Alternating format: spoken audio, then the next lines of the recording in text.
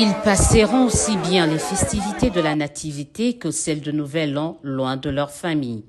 Nous sommes dans l'enceinte de la police criminelle de Lubumbashi, province du Haut-Katanga. Ces jeunes, pour la majorité désœuvrés, délinquants, ont été arrêtés par la police et remis ce mercredi 18 décembre 2024 au service national. À l'extérieur de l'ex-BCRS, des membres des familles en pleurent.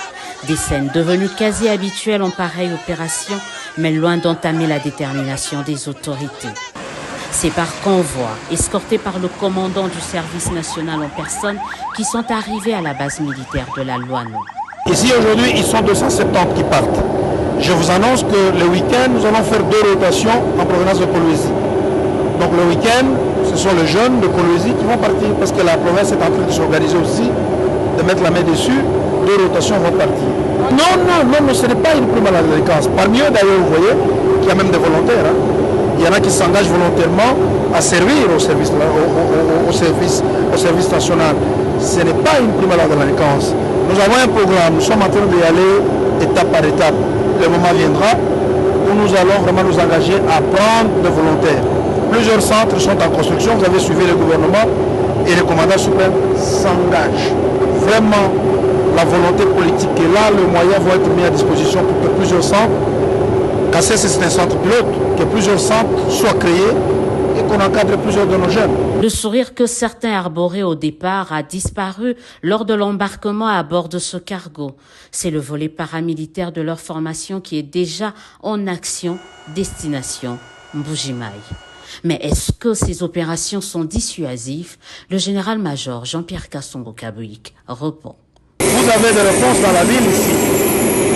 Vous avez vu lorsqu'on faisait les convois, les gens acclamaient parce que les gens étaient contents. Les gens estiment que lorsqu'ils partent, il y a quand même la calmie dans la ville.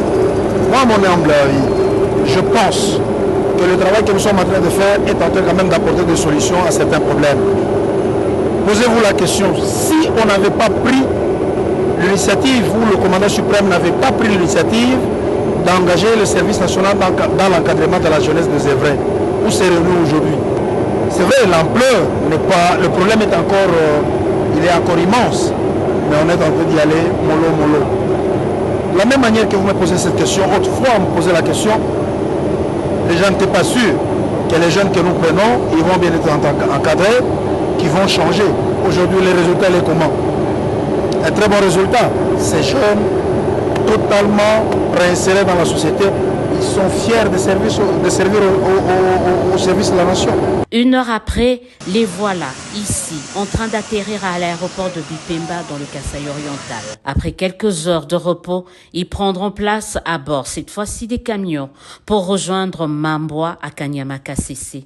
Ils y seront logés dans un des pavillons situés au centre d'instruction et de formation Félix-Antoine Tshisekedi, lieu de la seconde chance que beaucoup ont saisi et sont devenus aujourd'hui bâtisseurs de la nation.